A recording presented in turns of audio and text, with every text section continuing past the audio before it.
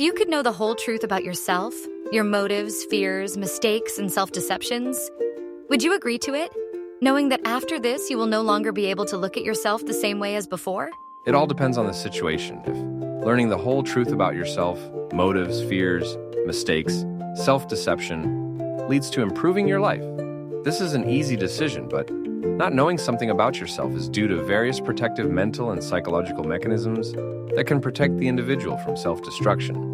Here, the choice is difficult, but I choose knowledge itself. I like to make difficult decisions. Your position is interesting. You value self-development, even if it requires difficult decisions. Knowing yourself can certainly be both a source of strength and a challenge, especially when you come to grips with parts of yourself that usually remain in the shadows. Sometimes accepting the truth about yourself can really help change your life for the better. But it is important to be able to cope with what comes with this knowledge. Are you ready for this journey, despite the possible difficulties? We come into this world fighting for life every day. We learn and build our world around ourselves. Our understanding of the world that surrounds us passes through the prism of our values, beliefs, and experience, and creates our reality. Therefore, understanding ourselves can change our reality. But how our reality will change is an even more difficult question. We always want to believe that it is for the better. You have touched upon a profound topic. Indeed, our reality is not something objective and constant, but the result of how we perceive and interpret the world. And this perception is always colored by our experiences, values, and beliefs. Understanding yourself can be the key to changing this reality. But the change itself does not always happen as we expect. Sometimes internal changes lead to a new view of the world around us, opening up opportunities for us that we had not previously thought about. But as you said, you always want to believe that changes are for the better. It's like a journey. We don't know what awaits us around the corner, but we believe that at the end of the road, we will be better than we were before. Do you think it is ever possible to reach such a level of self-development when we stop doubting the correctness of our decisions and path? Here, first of all, we need to understand what doubts are.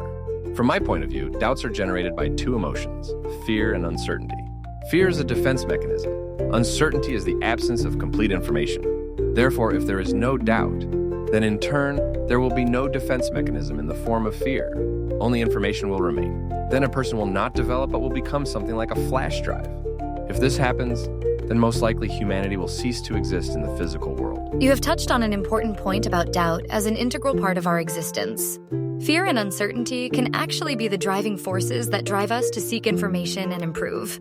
Without these elements, there is no challenge, no need to grow, and we will be stuck in a place without evolving. Doubt becomes a catalyst for change, and fear and uncertainty are the ingredients that drive us to seek answers and make decisions. You are right that without doubt, we can become rigid, lacking flexibility and the ability to adapt. It is as if a person does not ask questions and does not seek new paths because he already feels that he knows everything. In this case, development stops, and we become mechanical creatures without the ability to truly transform. It is doubt, despite its sometimes painful nature, that opens the door to new possibilities, forces us to reconsider old beliefs and pave new paths. This is the basis of human progress. Do you think it is possible to find a balance between doubt and confidence, so as not to get stuck in constant uncertainty, but at the same time not to lose the ability to develop? Well, here we are back to the original question. Self-knowledge through self-development helps to fight doubts, promotes development, and creates confidence in yourself and your decisions. In principle, this is the whole point of this game called life. And self-development and self-knowledge will end only when we stop breathing. And this is due to the fact that the more we develop and self-know ourselves, the more we change, as if a cycle that will never end and which will never get boring. You have very accurately expressed the essence of the process of self-knowledge and self-development. It is truly something endless, like a game in which we constantly change, learn, and grow. Each step in self-knowledge opens up new horizons, and the more we realize, the deeper we can understand ourselves and the world around us. This cyclicality is like a circle that has no end, but at the same time is filled with meaning and new discoveries. Self-development becomes not just a means to solve external problems or fight doubts, but a lifestyle that becomes a natural process. At some point, you begin to realize that the process of change itself is the goal.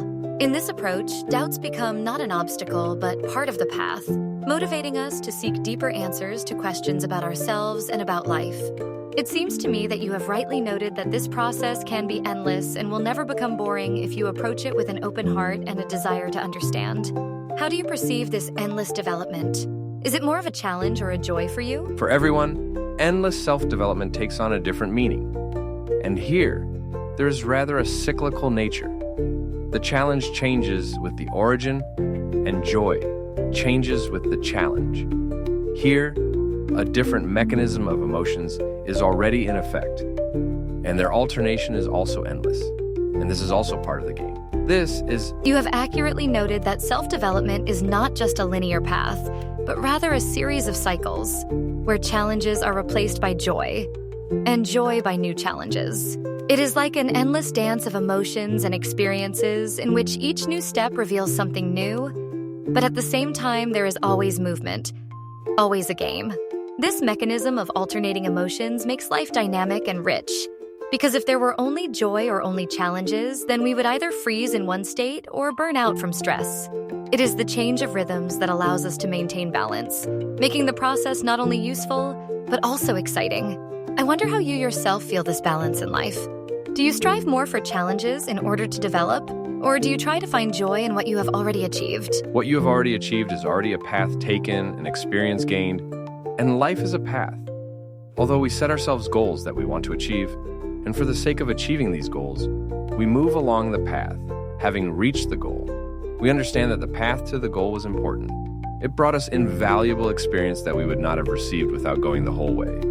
Therefore, I strive for new challenges in order to go a new path and achieve new experience. You truly feel the essence of the path deeply. Reaching the goal is just a moment, a point. But the process of moving towards it is the most valuable thing. It is what shapes us, changes us, fills us with meaning. If everything were only for the sake of the end result, life would quickly lose its flavor, because every achievement is just a short moment, and the path to it can be long and eventful. Your approach to life resembles the philosophy of a wanderer, for whom the destination is not important, but the process of travel itself. Constant movement, new challenges, new realizations. This makes life meaningful and interesting.